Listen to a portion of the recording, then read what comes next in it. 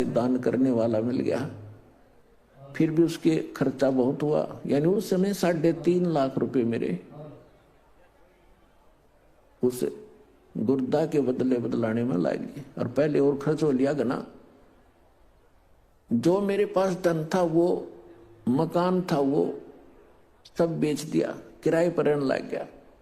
अब बेटा ठीक हो जाए फिर कमा लूंगा। तो कहने का भाव ये है कि लड़का स्वस्थ हो गया, गुर्दे सफल हो गया गुर्दा उसका।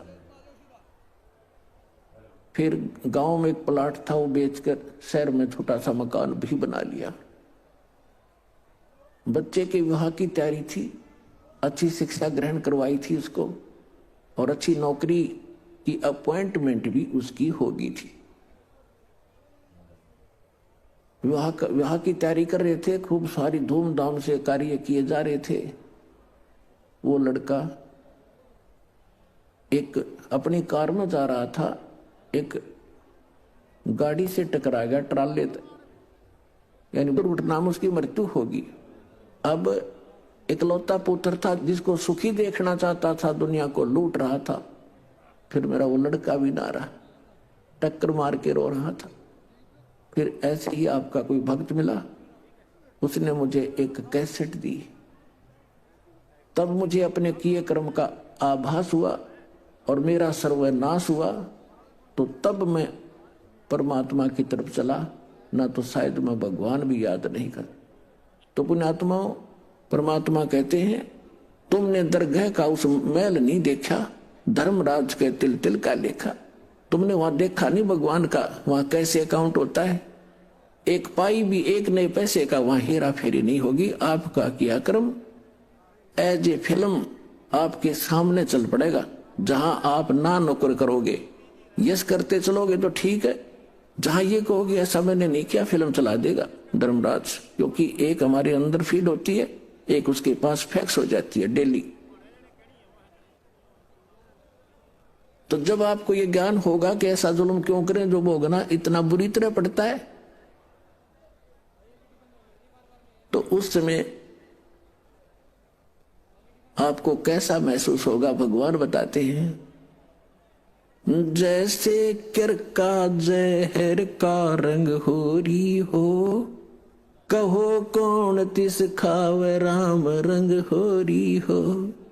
यदि आप होली यानी होली मनाना चाहते हो, खुशी मनाना चाहते हो, तो परमात्मा के इस राम नाम की होली में आप समावेश कर लो। इसमें ये राम नाम की होली में आप अपना पार्ट कर लो, हिस्सा कर लो, यानी पूर्ण संत को गुरु बना लो। और यदि आप यहां भी सुखी होना चाहते हो, परमात्मा की शरण ग्रहण करो। और फिर परमात्मा के ज्ञान के आधार से भक्ति करोगे, दान धर्म करोगे, तो आपको वो समर्थ परमात्मा आपके भाग्य में ना होगा तो भी देगा। हम जब तक परम संत के माध्यम से और परमेश्वर उस परम अक्षर ब्रह्म कबीर परमेश्वर की शरण ग्रहण नहीं करते, तब तक हम अपना केवल जो पूर्व जन्म का संस्कार है वही प्राप्त होता है। चाहे बुरा है तो बुरा मिलेगा, अच्छा है तो अच्छा मिलेगा। और जो पुण्यकर्मी प्राणी हैं, आज वो बड़े बड़े सेठ बने हैं, कोई राजनेता बना है, कोई अभिनेता बना है, कोई IAS IPS बना है, कोई डॉक्टर इंजीनियर बना है, कोई जज बना है, कोई एडवोकेट बना है। तो ये पिछले जन्म के घने पुण्यकर्मी प्राणी हैं। और ये सारा जीवन खोटे कर्म करें, चलो सभी तो नहीं करते, चाहे वो सारे जीवन में कितनी गलतियां करें, कितने 2 नंबर के काम करें, उनके पिछले पुण्य उनको प्राप्त होंगे ही होंगे। और उनको एक सबसे बड़ा धोखा ये रहेगा कि हमारा कुछ बिगड़ा को नहीं। हमारा क्या बिगड़ गया, वो फलाने ने ऐसा कर दिया, दगड़ियों ने ऐसा कर रहा था, राज भी वो सुखी है। तो उनके साथ साथ और भी उसी आग में गिरते चले जाएंगे। लेकिन जब हम परमात्मा के विधान से परिचित होंगे कि जब तक आपके पुण्य चलते हैं, आप चाहे डाके मारो, चाहे हत्याएं करो, चाहे बकरे मारो, मांस खाओ, शराब पियो, झूठ बोलो, और चाहे 2 नंबर के काम खूब करो, आपके पूर्व जन्म के पुण्य आपको मिलते रहेंगे। और जिस समय वो पुण्य क्षीण हो जाएंगे,